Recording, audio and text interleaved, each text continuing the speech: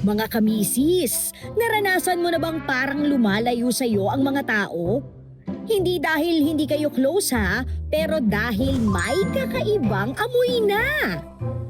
So yung body odor or bronchidrosis sa medical term is hindi ka nais-nais na amoy na nanggagaling sa ating katawan. No? So hindi yung pawis yung mismong mabaho. Pag yung pawis nahaluan ng bacteria na nakatira na sa ating balat, doon nagkakaroon ng body odor. Kilikili yung pinaka-common, pwede rin sa singit kasi meron tayo itong tinatawag na apocrine glands. Nakakaapekto din yan sa ating kumpiyansa sa sarili ha. Pero paano nga ba maikukumpara ang normal na amoy ng katawan o kung may kondisyon na?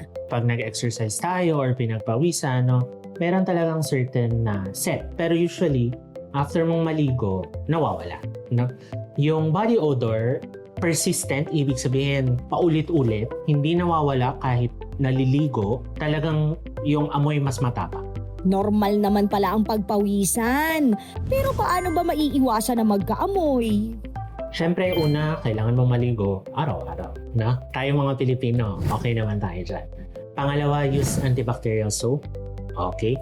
Pangatlo, kailangan dry parate yung ating kilikili, yung singit. Yan naman usually yung mga nangangamoy. No? Pang-apat, syempre, maglagay ng deodorant. No? Lalo na sa Pilipinas, mainit. Kailangan may deodorant. Kailangan yung suot mong damit, yung breathable at malinis. No? Kailangan bagong laba. Hindi pwede yung sinuot mo kahapon, susuot mo ulit. Mas malalo kang mangangamoy. And then last, pag pinagpawisan ka, kailangan magpalit ka agad ng damit para yung sweat and bacteria na natrap sa kilikili natin, hindi magstay up. Number 1, bigla ang lumala kasi baka meron ng underlying medical condition. No? Kasi liver disease, sakit sa atay, sakit sa bato sa kidney, sometimes no? It may cause unexpected na bigla ang BO. Pangalawa, trinay mo na lahat. No? Normal, maganda na yung hygiene mo. Nagde-deodorant ka na, naliligo ka na, di talaga nawawala. Pa-check up ka na. Pangatlo, may kasama ng pamumula, pananakit, may bukol na sa kilikili mo. Bang-usapan na yun. And last, syempre, pag naapektuhan na yung pang-araw-araw mong buhay, no? Yung hindi ka na makalabas, ayaw mo na magtrabaho, ayaw mo na mag-aral. Ilang contribution din ang tamang diet at tamang ehersisyo. Bawang at sibuyas, curry, alcohol, alak, red meat sa ibang tao ng mga steak. Minsan kape.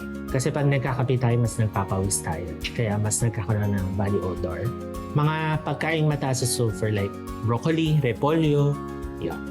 Paano naman ang tamang pangangalaga ng kilikili? Siyempre, again, maligo araw-araw, maglagay ng antiperspirant or deodorant, patuyuin mabuti yung kilikili bago magsuot ng damit. Kasi minsan hindi pa masyadong nagtowel, nagsuot na ng damit, basa pa.